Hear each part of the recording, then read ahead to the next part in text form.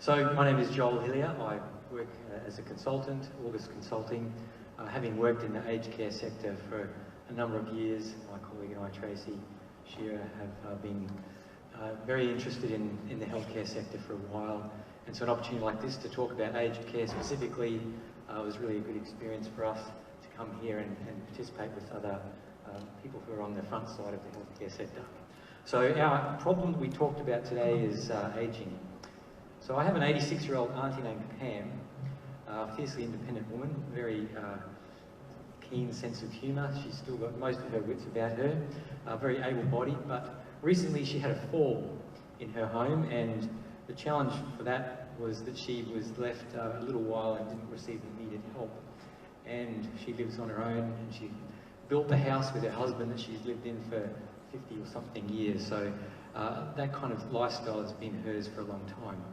But now she's needing to go into healthcare and to have some people help her more so that she doesn't remain so independent.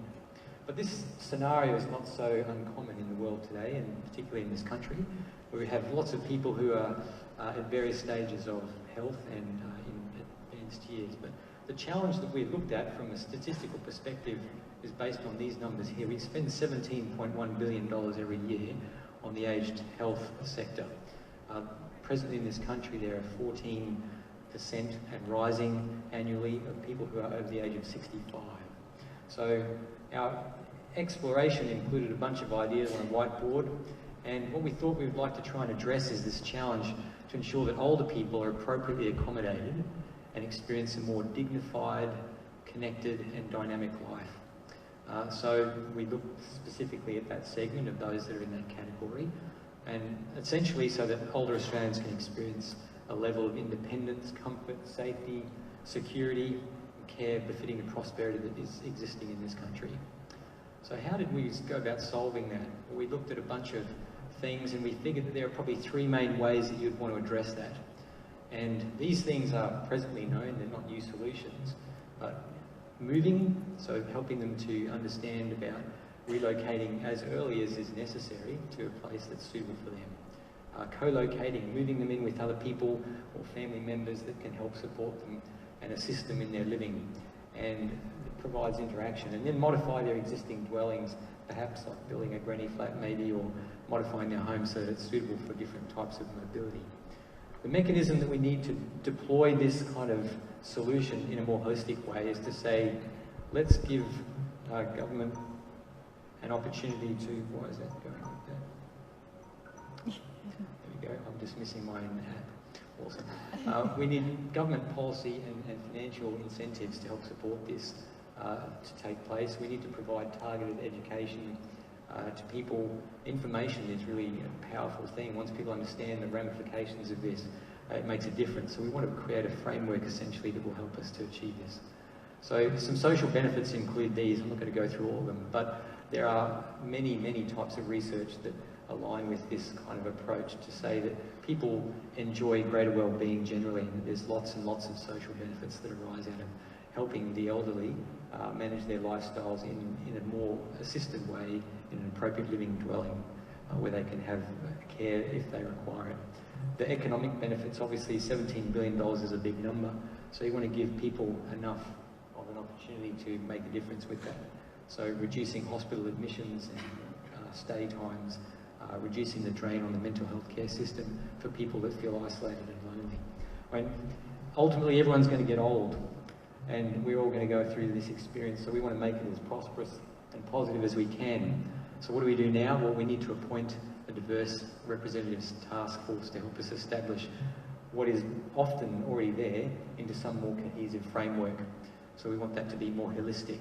We want to implement and then review, and then we want to age well, kind of live long and prosper kind of thing. So that's us. Great. Thank you. Thank you. Obviously, aged care is really an important topic because, you know, as technology is getting better, as we know more about our healthcare, we're all living longer and we're going to have this. I'm really interested in what your discussions were around changing the culture. We've heard a lot today about different cultures from around the world. you know, and how healthcare is impacted by that culture. Obviously here in Australia we don't actually have that culture of, you know, having our elderly with our families and having that tight-knit kind of community from there. So how did you have some conversations about that, and how did you see that going? We absolutely did, and the idea of getting that network involved in the aged care process is essential, and we figured a bunch of different things could help, including that we incentivise people to take that path, that we make it easier for them to do it. So that will be a part of the discussion for developing that framework and those policy mechanisms, which obviously include fiscal measures as well. But engaging other parts of the community that already provide services and integrating them with the healthcare sector. So it may be that the library comes to you at the aged care facility or in the home that you've established for that purpose of looking after an elderly person, or that you have, you know, the poetry group or the storytelling group or whatever it is. Those sorts of people come and visit you if you can't go visit them. So they don't miss out on social elements. But yeah, there's a lot of, I think, integration opportunities where you don't spend additional money.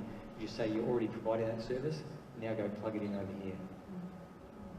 But I like that question, it's good. Stop the speeding on quite a few occasions, I must admit, but it just shows that everyone's quite unique, so there's not a one-size-fits-all solution to the problem or to the, you know, we've been talking about. And so my point is to make sure that we are involving people from all backgrounds and from all age groups as part of the solution as well. So saying task forces are great at making sure that we've got people in there from all the age spectrums. Absolutely. They want to. Thank you. Thank you, and thank you for your work today.